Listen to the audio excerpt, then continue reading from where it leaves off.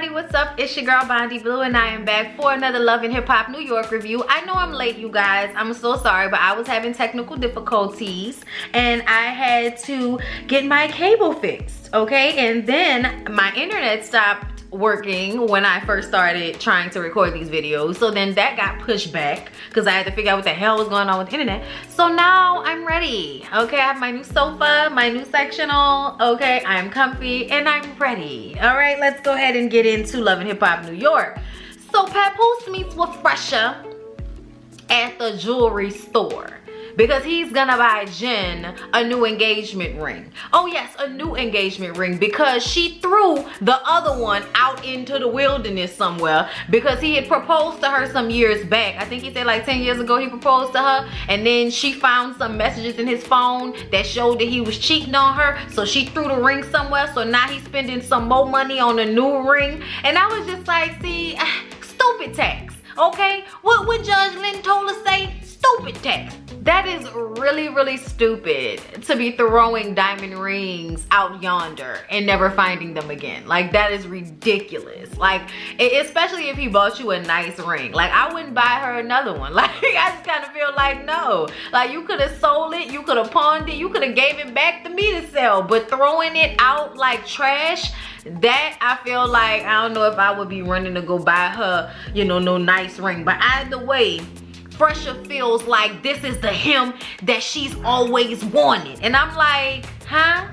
Like, why do you feel like this is the you that she's always wanted? You still having issues. This Jada situation is another cheatation. Let's be honest about it. Okay, so I'm really trying to understand, what about y'all current situation makes you feel like now you're in a better place and you're the dream man that she always wanted? Child, please. I guess because he can afford to put her in a nice house. That's what that must mean. Oh, he has the financial situation to make her happy. Because otherwise, like, y'all relationship situation hasn't really changed that much. Is he really being faithful? He say he is, but I don't know if I believe it. Papoose tells him that he needs to handle that Jada situation and he needs to be honest with Jen about it. And he also needs to give her time to heal from all the things he's done in the past that have made this even more difficult for her. It's hard for her to trust him because he's not trustworthy, okay? But he thinks giving her another ring is gonna make it all okay. But I'm like, okay, so if she finds something else out and throw the other ring out, like, then what?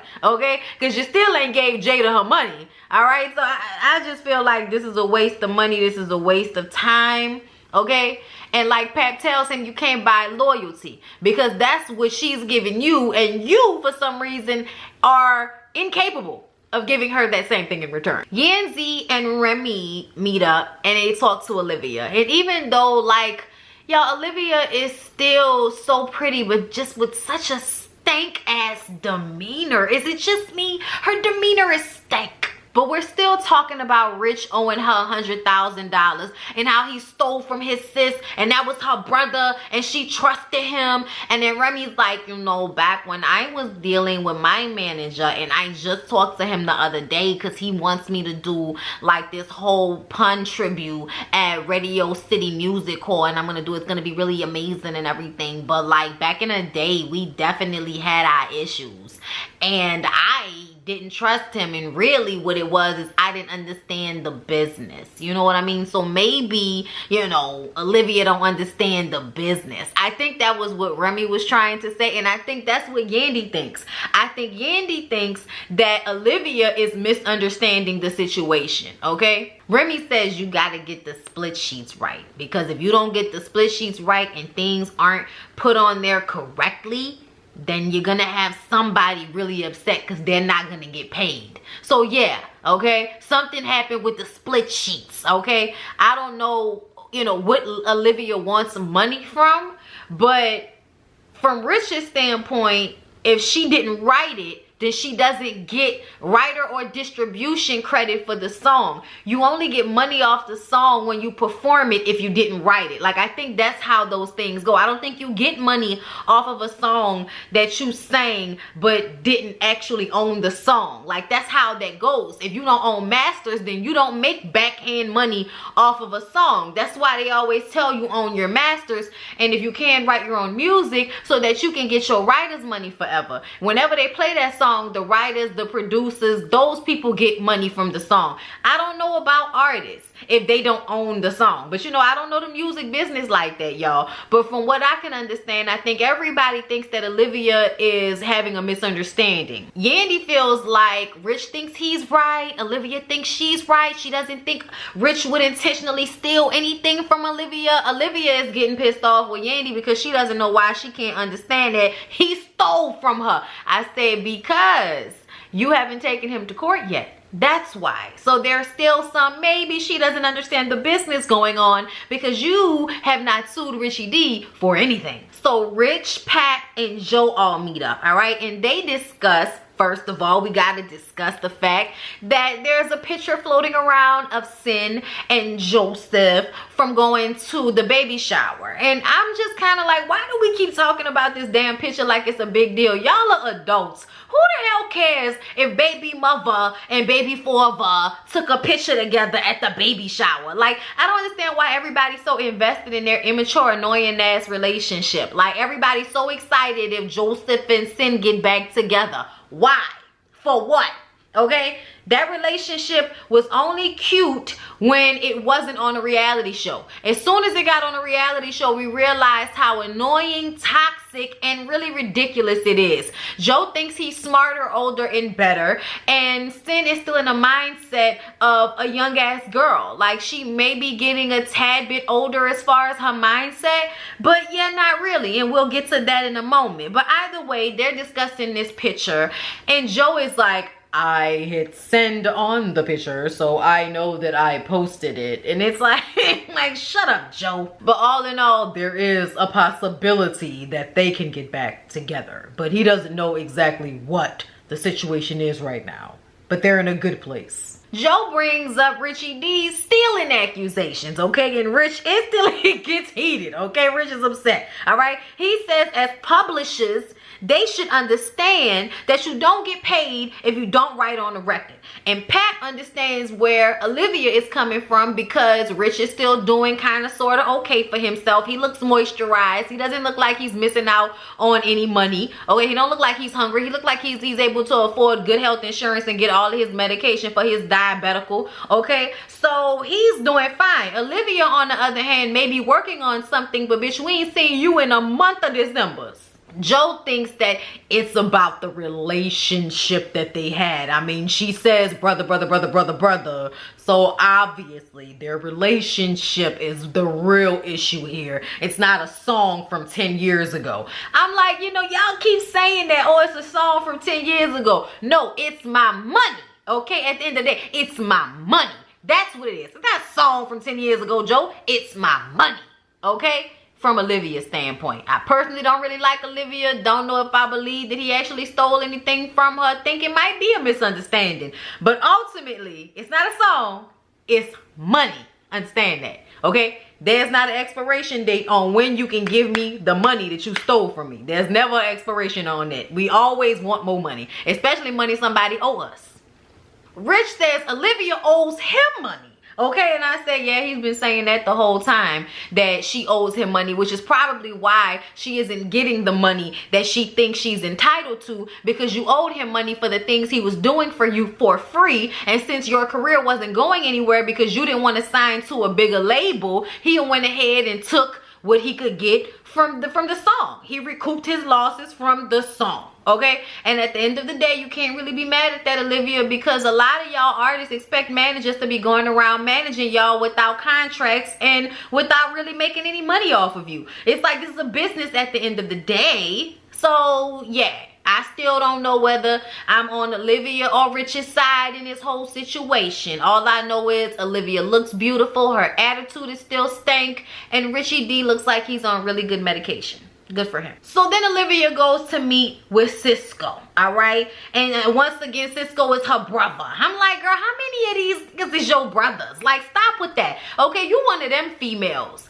Yeah, I'm sorry, but I have an issue with females that, like, I'm also a girl who had a lot of, like, male friends growing up. Most of my friends were guys. That's just how I am. For some reason, girls never really digged me like that growing up, you know, unless I was going with them. Okay, like that was usually the situation. So I understand, you know, her proclivity to be bruhs with everybody, but I feel like Olivia is often in a situation when she sees the relationship far more brotherly and sisterly than the guys see, and I feel like that's a mistake to think that somebody that is actually not kin to you isn't attracted to you. I think it's a mistake to think that Richie D didn't have feelings for all of that brother and sister shit. That stuff be bullshit to me, because under that you'd still have sex with one. Well, he'd have sex with you, and that's what I always like to keep in mind, sis. So I just kind of be looking at them when they do this brother sister shit like, yeah, one high drunken night away from bang bang bang. Now, I don't know who's gotten into Cisco's ear, but Cisco is here to tell Olivia that he didn't tell her what she said he told her,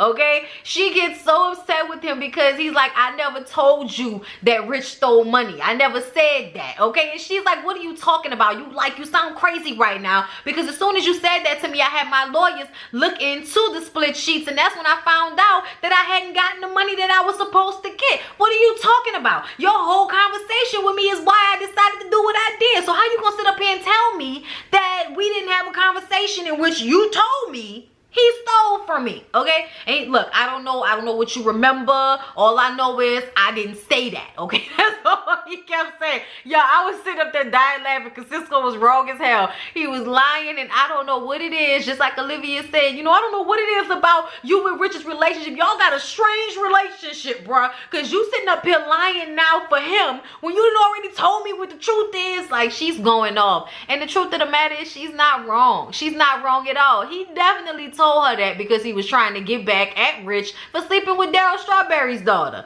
Like, she gets up and walks away from him. He's following her, trying to talk to her because he obviously feels bad. But I don't know what you expecting from her. Now you're sitting up here lying to her face saying that y'all didn't have this conversation when you know y'all did. I don't know what he wants from her, but she is done. She broke the fourth wall or the third wall or whatever the hell it's called and told the producers to come and get her call because she's ready to go. So y'all, let's jump over to Remy. Remy is preparing for her second album, and she's FaceTiming with the head of her label, Steve Ritkin. And that's when, you know, they discuss how he's throwing this huge concert at Radio City Music Hall, and it's going to be like a tribute to Big Pun because Big Pun was on the label along with her and Fat Joe and Wu-Tang Clan and the Lox, like, you know, real rappers. Real rappers were on this label, okay? Y'all, I love Big Pun, okay? You can catch me in the cherry red 150. Got the glizzy locked in the stizzy. Papa Glizzy going 60 down to one wizzy. Drunk pissy. Trying to cruise to the avenue and my peoples and popping bodies on these through the rendezvous. That we lost the hubcap, platinum cap, came back, and what's that? Oh, sorry, I love Big Pun. It's so hard. It's hard work, baby. But this is a new beginning for Remy. And then on top of that, all her legalities are behind her. She's very happy, okay, for this new chapter in her life. I was like, what is this, y'all last episode? Are y'all going after this? Didn't it feel like the end of the season wrap up with Remy and Papoose? But she's happy. Now she can be outside past 8 p.m. She does a great job at the concert. You know, do your thing, Remy. I want Remy to win. I really do. So Joseph and Sin meet for drinks. And this is when we're reminded how immature Sin really is. Okay, she has to announce to the bartender, because he's like, get the beautiful lady whatever she wants to drink. And he's like, the beautiful lady is his baby mother and his ex-fiance. Thank you very much. And I'm just like, why did the man need to know that? Like, why did he need to know that? Why do people always want to announce that they are baby mother, ex-fi? Girl, there ain't nothing for you to be proud of that y'all are no longer engaged. Just say, get me whatever I want and keep it pushing. I just don't understand. That's like nothing to be like excited and proud about, that you and this man's relationship failed and now you just a baby mother. Like, I mean, there's no disrespect to the baby mothers out there. I love y'all, okay? But at the end of the day, like, do you really need to announce that to the waiter? That's all I'm saying. Whatever. Well, Sis says that she really enjoyed the baby shower. She was so happy that her and Joseph were there together and they walked in hand. And he's like, okay, so we show up at the event hand in hand. What does that say to you? She says nothing. If it stops there, like what else have you done? He says there are concerts, baby showers, dinners, overnights, and therapy. That's still not enough to you? I was like, damn, Joe, overnights? The producer's asking if she and Joe slept together, and she says no, but he the one that said that. Maybe y'all need to ask him. I said she lying. She lying because you was smiling too hard about how much you love that man. Nah, that man gave you some of that nah, okay? Gave you some of that nah. And now, okay, you feeling some type of way because something else has happened behind the scenes that we don't know about, of which I am not sure. But to me, it sounds like you found out that he must be talking to somebody else because he's still out here being a 40-year-old baby father ass nigga, being a bum ass nigga. Like, she was going off at the mouth all of a sudden, and I was lost to like where we went with this. But I'm guessing that maybe his line of questioning was making her think that he isn't as serious about her as she was about him, because the conversation started off with her being way happier than she ended up being. So I was just confused at what part was edited out of this conversation. She says for the past 2 years, 3 years, well, however many years it was, her focus has been him. And he says, well, it's been poorly executed.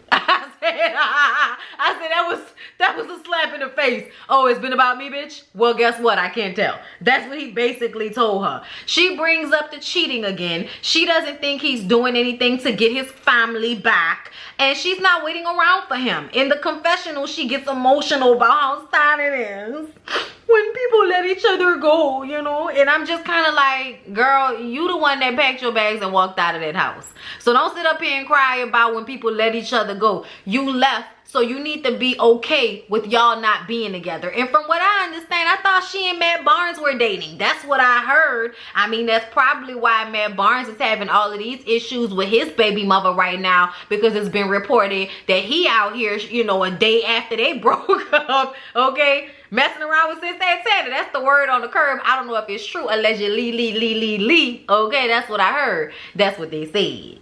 They said that. So y'all, Kimbella is at the house taking care of her new baby, and Joel's twin comes by along with Joel's and his twin's mother, because Kim got a letter in the mail from him and he wanted her to read it out loud to the whole family. They called all the children down and he reads the letter, and I thought it was gonna be some good news, but really it was him letting everybody know how sad and depressed he is, that he's missed all of these moments in his children's life. Like, they had a brand new baby, he wasn't there for the birth, he hasn't been there for any of that, which has made it, I'm sure, extremely hard on Kim. There isn't a lot of money to go around. It's just hard over there at the Santana, you know, resident. And I thought it was really sad because the kids, like, they, you know, showed his kids, and, you know, I mean, Kimbella's crying, that's one thing, but when the kids look sad, that made me really sad. I was like, all those poor kids. This is your fault, Joels, okay? Get off the damn dope. So y'all, then Jim and Chrissy, they go to eat, and he needs to call the mortgage company right in the middle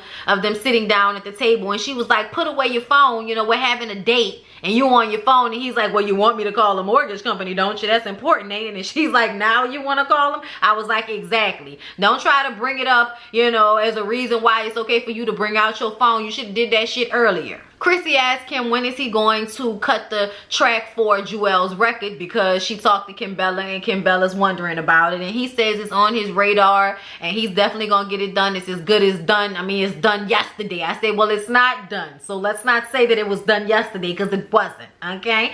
But either way, he's definitely worried about Joel's and how they're going to help Joel's get that money back up when he does get out of jail. He's supposed to be getting out of jail this summer, so, you know, he'll be back home soon enough. Chrissy asked Jim how Nancy felt about the house, okay? Now, I don't know why it's a secret that Nancy got upset about Chrissy designing the house. Like, I don't know why that's a secret, but Jim didn't want to tell her that. He said she loved it until she cursed him out and kicked him out, and then he didn't tell Chrissy why. I was like, the fuck? I mean, I know we don't want 45-year-old women punching people out, but goddamn, she came back on the show and then gave us nothing. I'm just saying, like, I was so bored with this. I was so bored with this. Like, I just kind of felt like this was what y'all came back to do.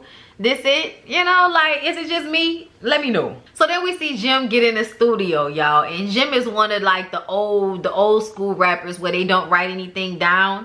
They just kind of think about what they want to say. And then when the music comes on, their brain is able to like remember what they wanted to say and spit at the same time. That shit is magic. Like, I don't care what nobody say. I have like the ultimate respect for real rappers. And I've always categorized Jim as a real rapper. And to see how he worked in the studio, I thought it was amazing. I'm not gonna lie. Like, I was just like, I get it, Chrissy. I get it. Because she was out there, like, you could tell it's a turn on when they in the studio and he's doing his thing. And, you know, it's what he's good at. And, you know, you can just tell they probably had sex after that session. Sure. I know this was supposed to be about Kimbella and her being so happy that Dipset helps each other out. Okay, it wasn't a family when Chrissy knocked your ass out and had your poom poom all on national television. It wasn't about Dipset family then, but it's about Dipset family now, I guess, child. Child, I guess. So y'all, then Jen, y'all, I don't know why, but Jen felt the need to meet with Jada, and it just really worked on my nerves. You can tell that she has nothing else going on in her life, and she has to use pressure to feel important. Instead of going to school, instead of getting a trade, instead of getting her own business going so she can have confidence in herself for what she brings to the table, she's trying to ride his coattails with this music shit and try to link their relationship with the business, and those two things have nothing to do with one another. You are his baby mama. You are not legally bound to him. So the fact that you think anything that has happened with his business has something to do with you is just stupid and ignorant and annoying as hell and really pathetic. And I hate to call a woman pathetic, but it's pathetic to me the way she is starving to feel important by pushing herself and inserting herself in this business situation. At the end of the day, it doesn't matter what you say about how much money Jada, you know, might be owed. It doesn't matter because you really don't even know about it. You don't even know about the full length of their relationship, let alone how much money was really being spent. So it's annoying to me that she felt that she was in a place to sit down at a table with Jada and slide a piece of paper over to her like, oh, we'll give you $1,500 a month and he's gonna pay you $30, not $70, even though Jada asked for $60 and he done already told her he was gonna run her money. So for you to now come with this new foolishness, I was just looking at Jen like, girl, you really need to go back to school and get a trade and find some self-confidence within yourself, because this is just sad. Jada says that I'm not doing this. This paperwork is not right. It's not even 50-50. And Jen tells her, well, good luck getting your money because it has to go through me. And Jada says, well, look, I didn't want to incur lawyer's fees. I didn't want to do all of that, but I will get my money. So if we got to go through the courts, we can go through the courts. Because at the end of the day, you have a necklace, not a ring, and you don't have nothing to do with our business, and you should know better because you look older than me. So you should know better as far as this business situation. I was like, no, not you old. She's called that old, and that hoe do look older than her. The way she put her little glasses on and then walks to the door. Can I take this drink? Yeah? Okay. Well, you know what? I don't even need this. You turn around, threw the paper back down on the table and walked. I said, Jada, you better go, girl. You better go. Because you left Jen with egg on her face, okay, with her dumb ass. Standing there looking stupid. So I don't know why now. But now is the time that Fresher has decided to invite Jen down to his video shoot so that he can propose to her. And before they even talk about the proposal, she has to tell him that she went and talked to Jada. And he was upset. He was like, oh my God, why would you do that? I told you I didn't want this girl to come at us with the legalities, and you've gone and made the situation worse. And she was like, look, you went and handled it by yourself, and we were supposed to be handling this shit as a team. So it needed to be handled by me, meaning us as a team. And I was like, girl, that don't even make no damn sense. If it was supposed to be a team effort, then he should have been there, not just you. Okay, you really just want to run some shit and you don't know what you're doing. Either way, he tells her, well, after the night, she can run whatever she wants to. She can do whatever she wants to do. And he gets down on one knee and he pulls out the ring, another ring that he done wasted money on, because I don't know if they ever gonna get married, child. All right, he get down on one knee, her family come out. She's like, oh my God, he proposes. Of course she says, yeah, what the fuck else she gonna say? Okay, you gonna say no to the nigga you got a damn near grown son with? Girl, get out of here with that. But they celebrate, and now Fresher and Jen are engaged again. I said, you know, getting engaged don't seem like that big of a deal when you got like a 17-year-old. I'm sorry, y'all, but that kid is damn near grown. What are y'all doing? Okay? If y'all ain't done it yet, it's probably not for the best. Y'all both need to go to therapy, okay? And find other people to be with. Jen, you need to find you somebody else to be with, sis. I know that y'all think y'all in love, but I really think y'all are just in cycle. In cycle, like y'all are stuck together because y'all got kids together. Y'all might always be attracted to each other, but y'all cannot tell me that most of y'all relationship has been good. It seems like most of Jen and Fresh's relationship has been bad, and they've decided to stay together anyway. Like, I just cannot, y'all. But anyway, that was Love and Hip Hop New York. I hope y'all enjoyed this boring ass episode. Well, I hope y'all enjoyed my review of this boring ass episode. I'll see y'all in the next.